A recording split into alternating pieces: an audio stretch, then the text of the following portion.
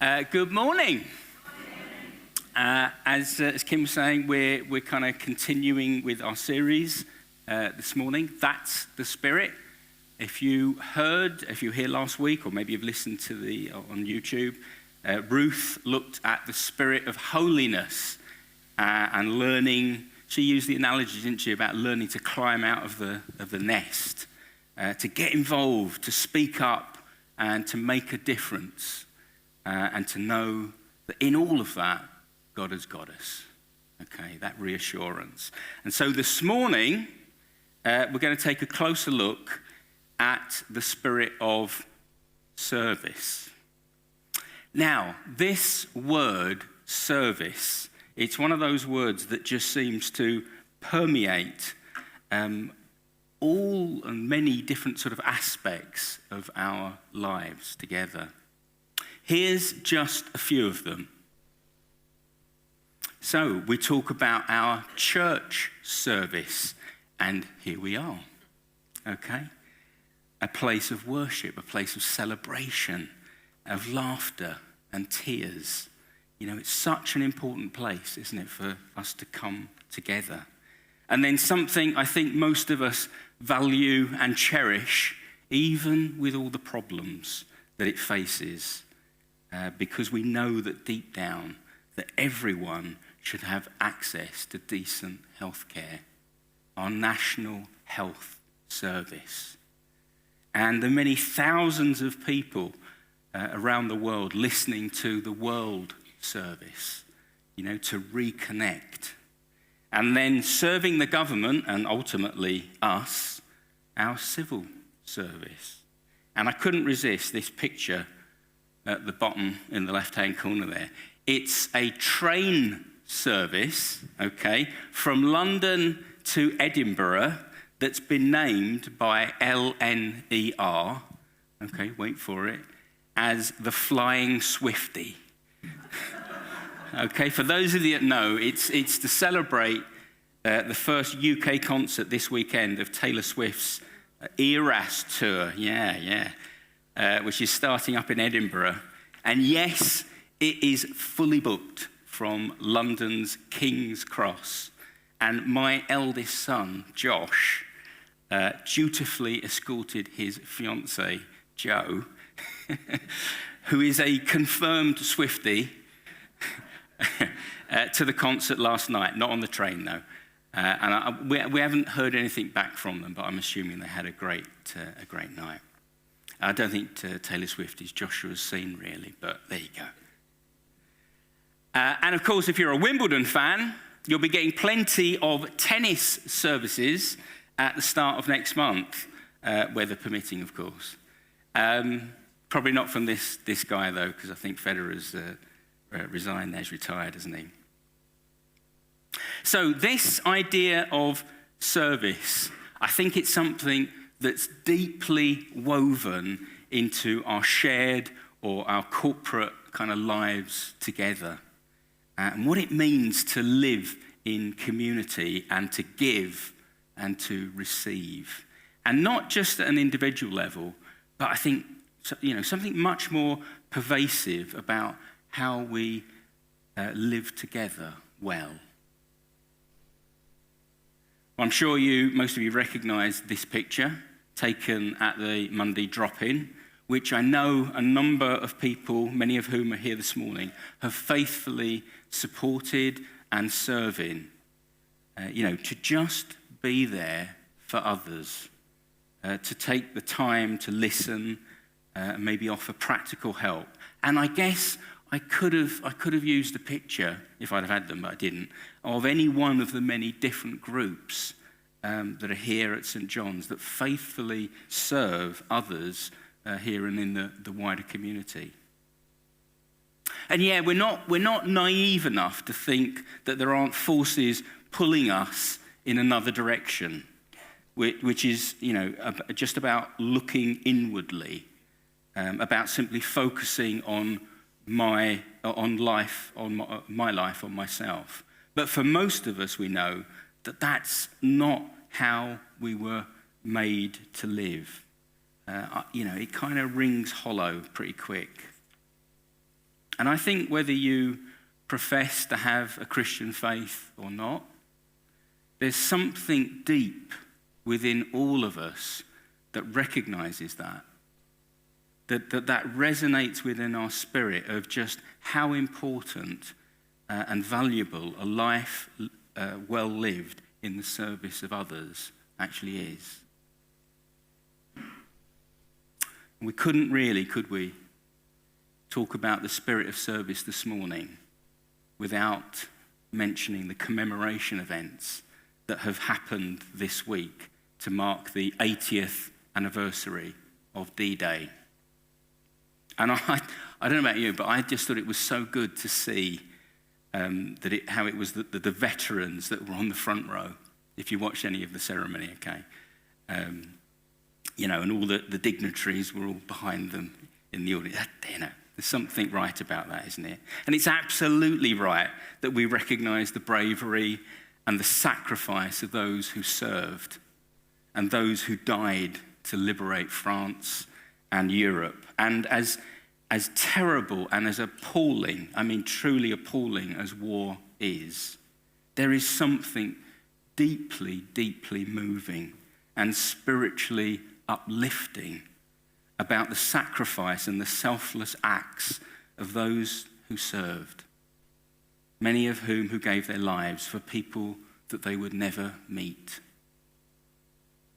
And one last topical theme on service that I'm sure hasn't escaped your attention these last few weeks. The upcoming general election, okay, which has inevitably put a spotlight on these two and their respective parties, okay, together with, of course, the other main parties that are standing. Now, I make no comment, okay, about either of these or any of the candidates and the TV debates, which you may or may not have seen. And, that is for you to decide. And yes, of course, policies matter, okay? But I think what most of us really want to see in our elected politicians are people who will act with integrity and honor. Not out of any sense of entitlement or as an opportunity to advance themselves, but rather to serve the people who have elected them with humility. And to step up and to speak up for those that don't have a voice. That's the type of leadership that, I want to see. And with that in mind, let's watch a clip of our Bible reading for this morning. It's taken from the Gospel of Mark, chapter 10, verses 35 to 45. Then James and John, the sons of Zebedee, came to him. "Teacher," they said, "we want you to do for us whatever we ask." "What do you want me to do for you?" he asked. They replied, "Let one of us sit at your right and the other at your left in your glory." "You don't know what you're asking," Jesus said. "Can you drink the cup I drink, or be baptized with the baptism I am baptized with?" "We can," they answered. Jesus said to them, "You will drink the cup I drink and be baptized with the baptism I am baptized with. But to sit at my right or left is not for me to grant. These places belong to those for whom they have been prepared."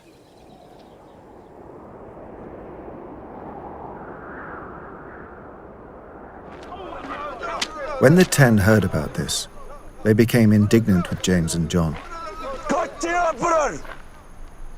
Jesus called them together and said, "You know that those who are regarded as rulers of the Gentiles lord it over them, and their high officials exercise authority over them. Not so with you. Instead, whoever wants to become great among you must be your servant, and whoever wants to be first must be slave of all. For even the Son of Man did not come to be served, but to serve, and to give his life as a ransom for many."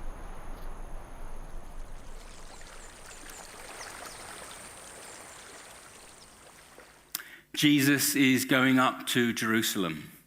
And in the verses just before this, he warns the disciples about what's going to happen to him, his death and his resurrection. And so here's James and John turning his messianic journey into a march for glory in which they want to sit on either side of him when he reigns as king. And just like us, they've still got a lot to learn. They've obviously heard all that Jesus has said about his suffering, his death, and his resurrection, but they've not really understood.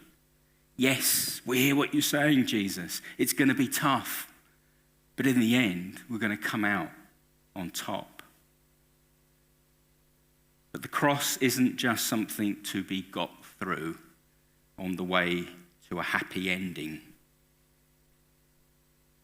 I think it's God's way of taking the power of this world and standing it up on its head. At the end of this passage, when Jesus says, "For even the Son of Man did not come to be served, but to serve, and to give his life as a ransom for many," Jesus here is echoing what was known as the servant songs in Isaiah. Okay? "Here is my servant, whom I uphold, my chosen one, in whom I delight. I put my spirit upon him, and he will bring justice to the nations." I think Jesus is making a point here, just as Isaiah did, that the kingdom of God turns the world's idea of power and glory upside down and inside out. And I think the reason that Mark includes this here is to be clear that the cross is not just about God forgiving our sins through Jesus' death and resurrection. Yes, of course, death is beaten. Amen. Okay? But the cross also challenges and subverts the human systems that claim to put the world to rights. The world's way of getting things done is about wielding power. And the Spirit goes in the opposite direction. We know the story, don't we? We know who'll be on the left and on the right of Jesus as he hangs on the cross and comes into his kingdom. And I don't think that's quite what James and John had in mind.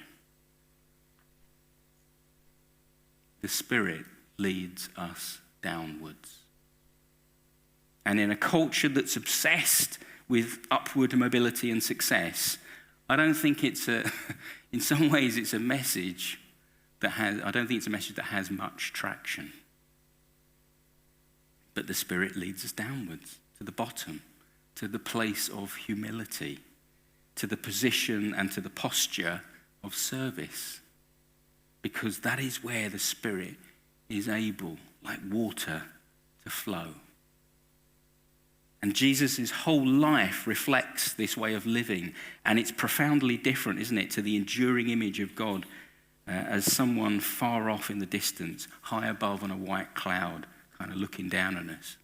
No, God comes down to where we are. The Message Bible puts it really well. The Word becomes flesh and blood and moved into the neighborhood.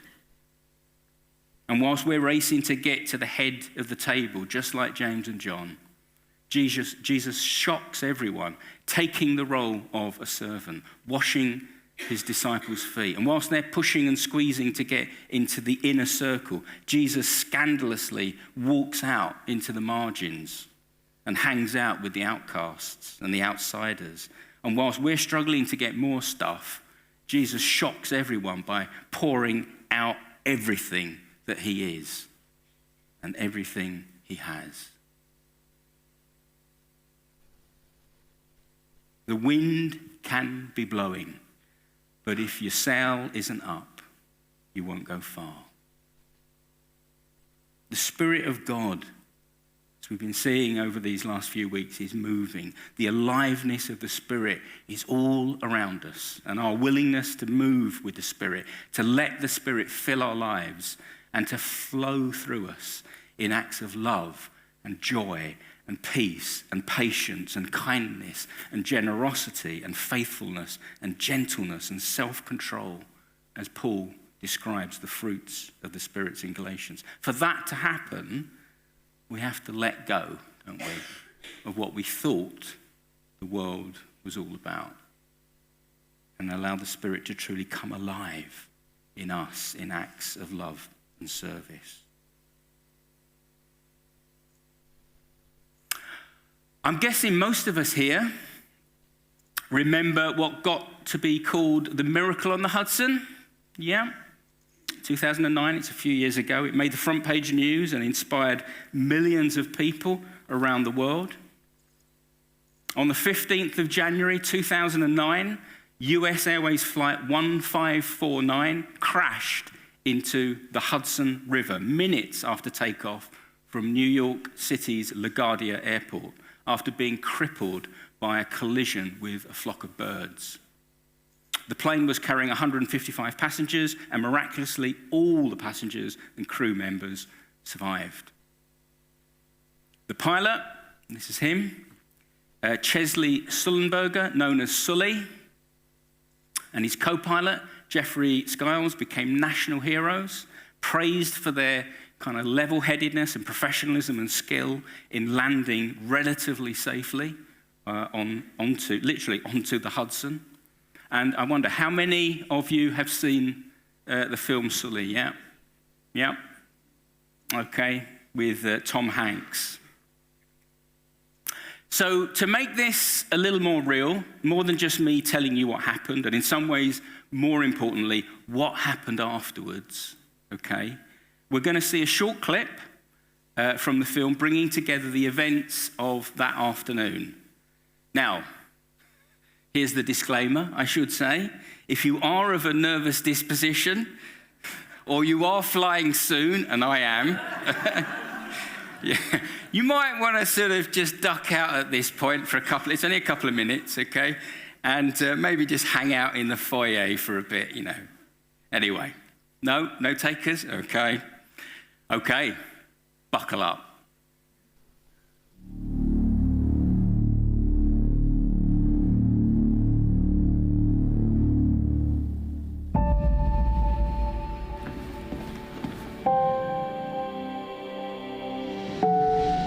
Hello, Donna. Captain.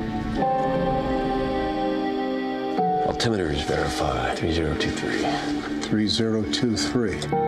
Cactus 1549, gate 21, clear to push, spot 28, ground for taxi. Clear for takeoff. Cactus 1549, clear for takeoff.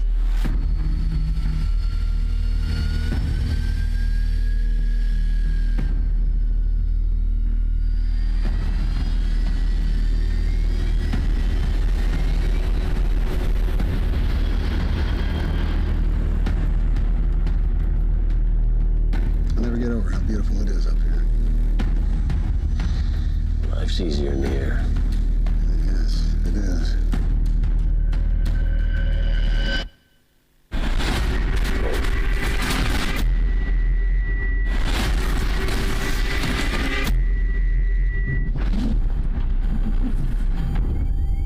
We got both of them rolling back.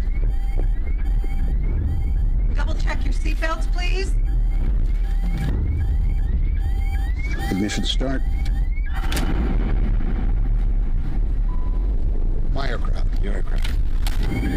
Mayday, this is Cactus 1549. We've lost thrust on both engines. We're turning back towards LaGuardia. We can get it for you. Do you want to try to land runway 13? Airspeed. Up in 300 knots. We don't have that.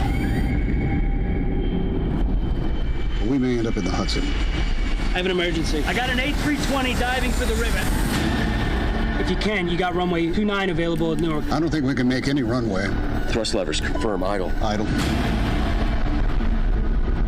Okay, what do you need to land? Sorry, we're too low. Obstacle. Pull up. Clear of conflict. This is the captain. Brace for impact. What? Brace! Heads down! Stay down! Too low. Terrain. Brace! Heads down! Stay down! Off your right side is Teterboro Airport. No relight after 30 seconds, and Newmaster 1 and 2 confirm off. Off. Heads down! Stay down! You can land runway 1 Teterboro. We can't make it. We're going to end up in the Hudson. Sorry, say again?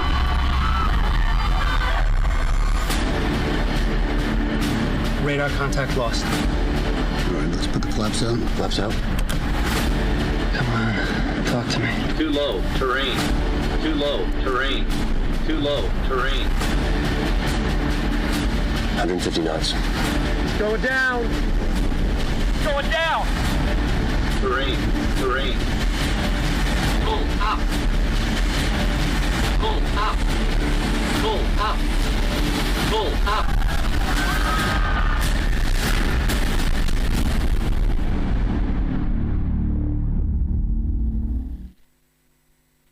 And breathe.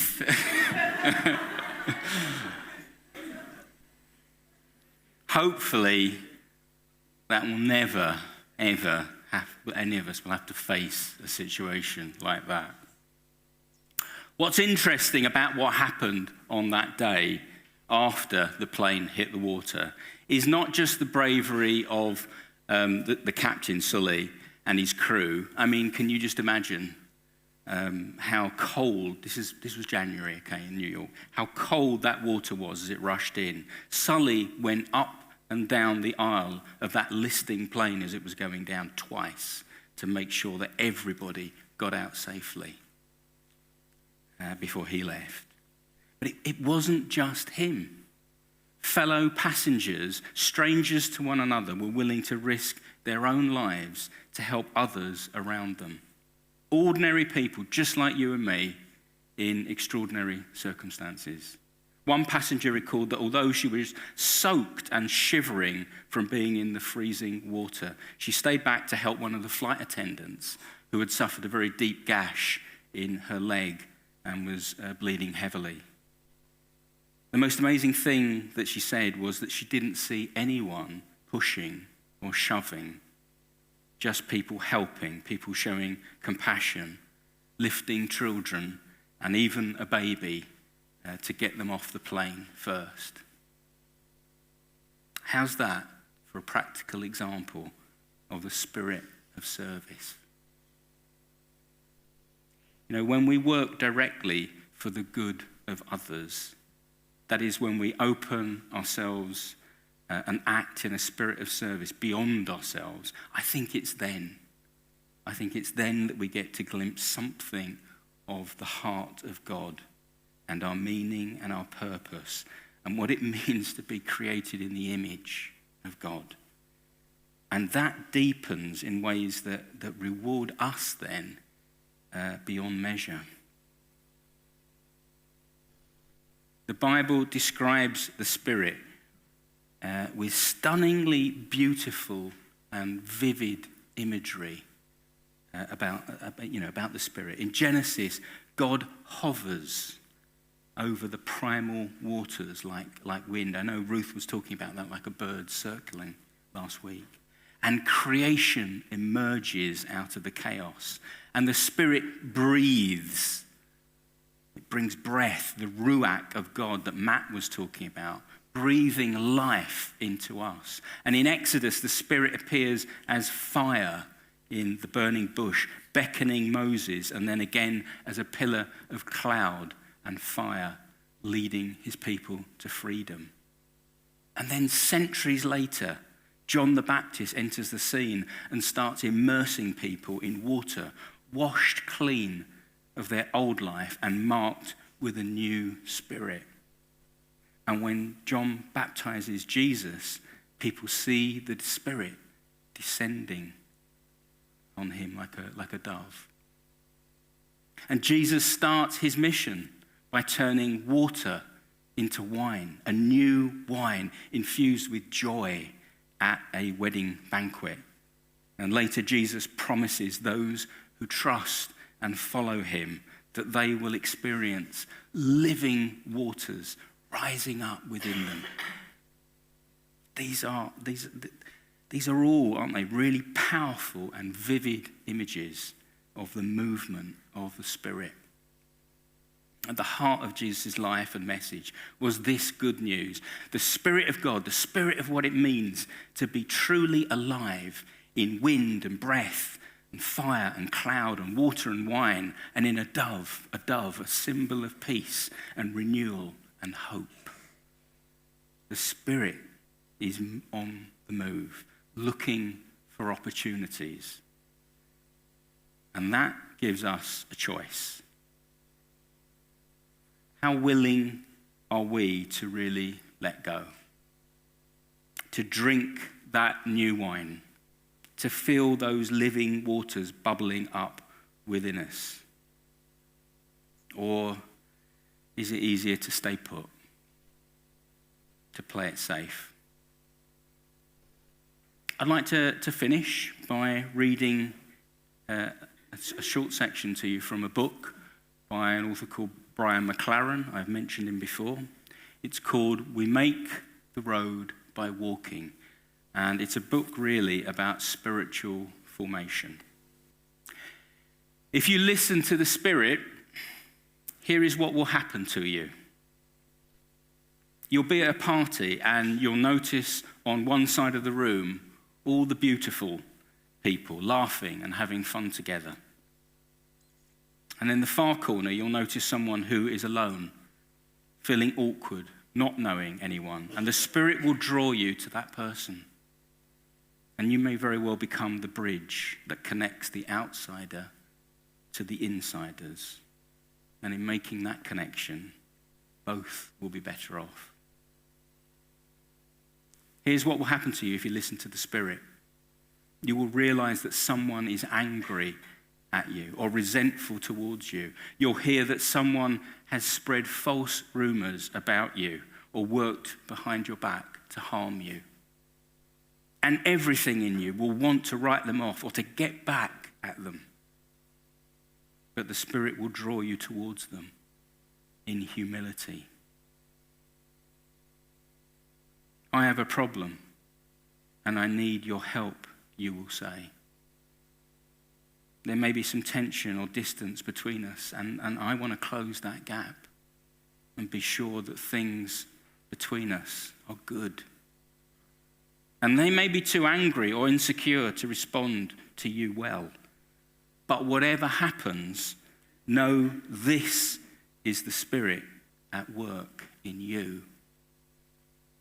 Here's what will happen if you listen to the Spirit. You'll see a person or a group of people, a group being vilified or scapegoated. Everyone is blaming them, shaming them, gossiping about them, feeling superior to them, and venting their anxieties onto them. And if you join in, you'll feel part of the group. And if you're silent, they'll assume that you're with them. But the Spirit will draw you to differ courageously and graciously. I'm sorry, you'll say, but I see things very differently. I know this person. He is my friend.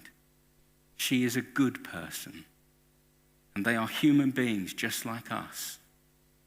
And you will risk your reputation in defending that person or people being scapegoated. And in doing that, both you and they will know that God's Spirit is alive and at work in your midst. But the Spirit moves downwards. Here's what will happen if you listen to the Spirit. You'll be out somewhere and you'll see a person who, by their dress or language or mannerisms, is clearly from another religion or culture or social class. And that person will be uncomfortable or in need. And you will feel the Spirit inspiring a question within you. If I were in their shoes, what would I want someone to do for me? And you will move towards them, and you will overcome the differences in language and culture, and your kind eyes and your warm smile and the gentle presence will speak a universal language of kind-heartedness.